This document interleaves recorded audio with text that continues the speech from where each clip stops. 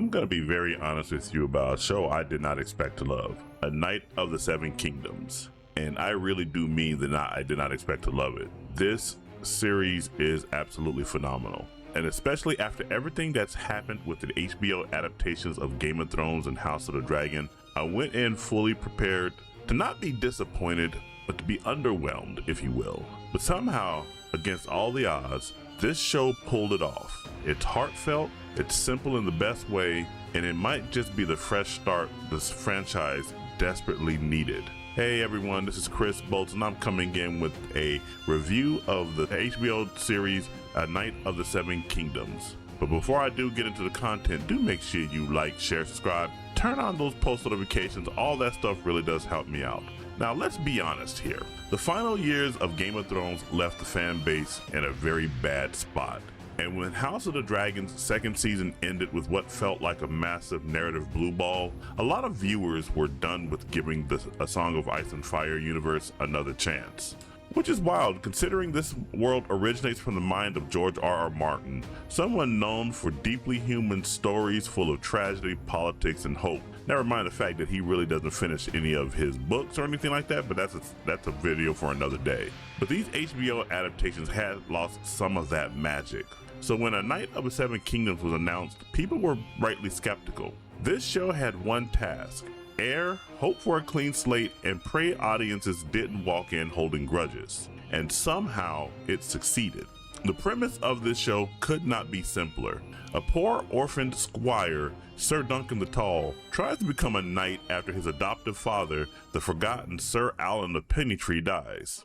That's it. That's the story. And yet, this simplicity is the show's superpower. Duncan wants to rise from Flea Bottom, the slums of Flea Bottom, and become more than what the world expects of him. His strength isn't intelligence or cunning. He's not a political mastermind like characters we've seen before. His strength is his heart. He cares. He wants to do what's right, even when it's difficult or inconvenient. Along the way, he meets a strange bald kid who calls himself Egg, who begs to be a squire. There is some comedy and hilarity that ensues between them, and that absolutely is a very good key for their relationship overall. Their relationship becomes the emotional core of the show, and once Egg's true identity comes to life, it recontextualizes everything.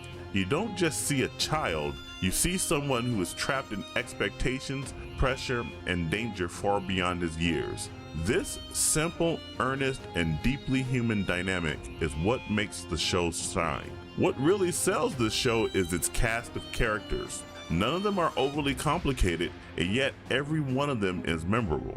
Let's start off with Sir Duncan the Tall himself. As I mentioned before, he's not the smartest knight, but he might be too honorable for his own good. But that's precisely why he's compelling. He's trying. He has aspirations and he has anxiety, and people can relate to that. He wants to live up to Sir Arlen's ways, even though Arlen himself was a flawed character.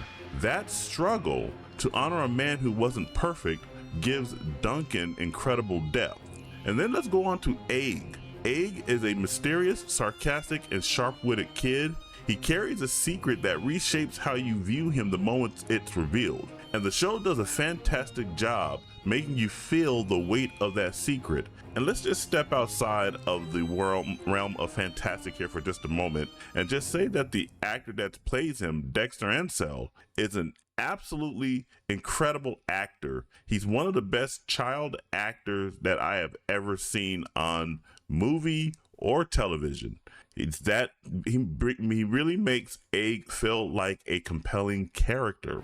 And then we have Sir Arlen of Pennytree. When you first meet him, he's dead by the start, but he's not gone. Through memories, stories, and Duncan's guiding principles, you understand how this gruff and perfect man shaped a hero. And then we have characters you don't expect to care about, and we'll just go over a couple of them.